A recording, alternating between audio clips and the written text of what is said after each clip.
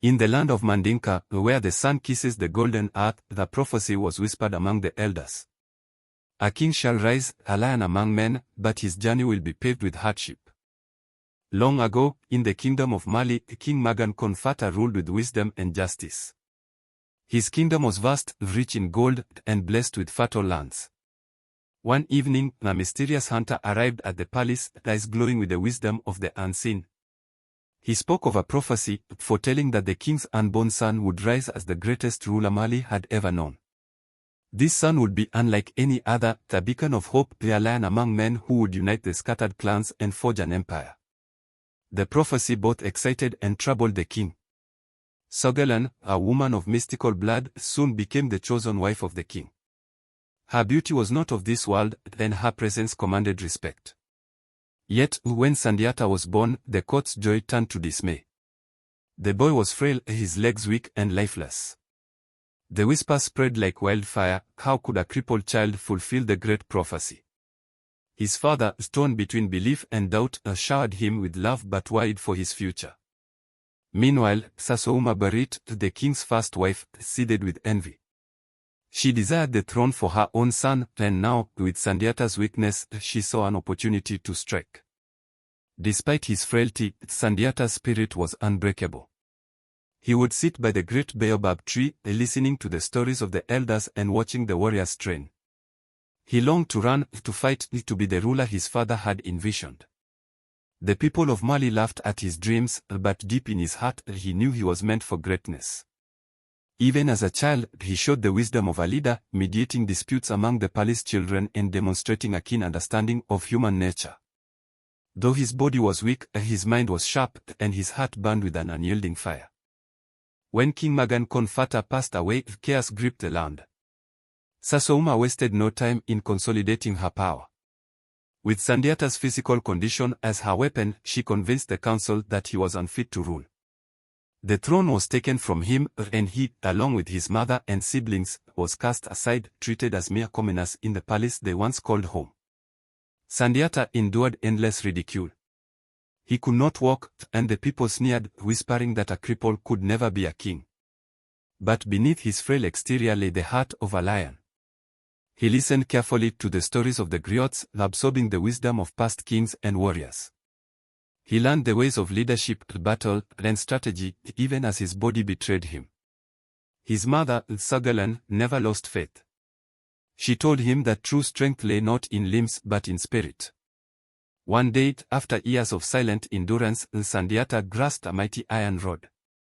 The sun burned overhead, the weight of destiny pressing upon him. He summoned the spirits of his ancestors and, with a cry that shook the heavens, pulled himself to his feet. Gasps of disbelief filled the air. The boy who could not walk now stood firm. Fear gripped Sasouma, and in desperation, she forced Sundiata and his family into exile. The young prince, now standing tall, was sent far from his homeland. Through the scorching Sahara, Sundiata traveled from kingdom to kingdom, seeking refuge. He encountered wise kings and fierce warriors. In the land of Mema, he found a home and a mentor in King Musa Tankara. Under his guidance, Sundiata trained in the art of war, mastered the ways of diplomacy, and forged alliances with mighty rulers. He honed his skills with the sword and spear, his body growing strong, his mind sharper than ever. Meanwhile, the dark shadow loomed over Mali. The tyrant had taken the throne, and his rule was one of cruelty and black magic. Mali had fallen into the grip of Soumaoro Kanté, a sorcerer-king feared across the lands. His dark magic was said to make warriors invincible, and his cruelty knew no bounds. He built towers of human skulls, enslaved entire villages, and sent fear rippling through the land. The people of Mali wept, their once prosperous kingdom now a land of suffering. But hope had not died, it had merely been exiled, waiting for the right moment to strike. Sundiata, now a man of strength and wisdom, heard of Mali's suffering. The time had come to reclaim his destiny. Gathering an army of warriors, he marched homeward, the sun gleaming off his armor, his eyes burning with determination. He called upon the allies he had made during his exile, kings who had come to respect the young prince and warriors who had seen his strength firsthand. Together, they formed an unstoppable force, one that would challenge the tyranny of Soumaoro. The battle that followed was like no other. Soumaoro's magic rendered arrows useless, turned spears to dust, and made men cower in terror. Warriors fell before the Dark King's might. The skies darkened, and the ground trembled as the forces clashed. But prophecy cannot be undone. An old griot, knowing the secrets of Soumaoro's magic, whispered a revelation to Sundiata. His power came from a single, hidden talisman. Under the cover of night, Sundiata's forces launched a daring assault. With one swift and decisive blow, Sundiata destroyed the talisman, severing the sorcerer's dark power. Soumaoro, now stripped of his invincibility, fled in terror, disappearing into the darkness from which he had once ruled. His reign of terror was over, and the dawn of a new Mali had begun. Mali rejoiced, its true king had returned. The people, weary of tyranny, welcomed Sundiata with open arms. No longer the weak boy they had once mocked, he now stood as the Lion King, the embodiment of strength and wisdom. But his work had only begun. Uniting the scattered clans, he forged the Mali Empire, a kingdom of wealth, justice, and prosperity.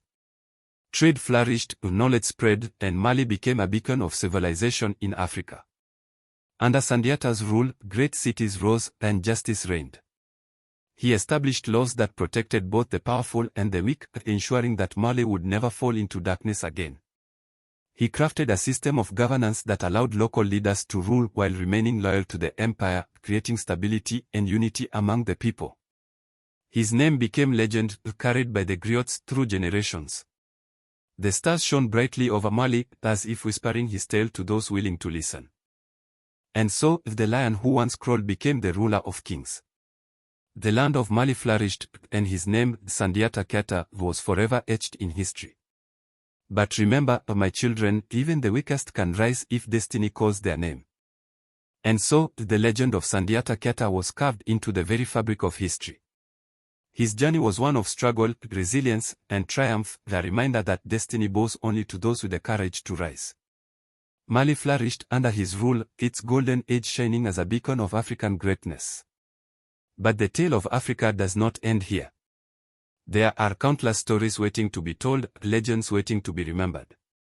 If you wish to embark on more journeys through the myths and legends of Africa, subscribe to Myth and Legends of Africa and keep the spirit of our ancestors alive.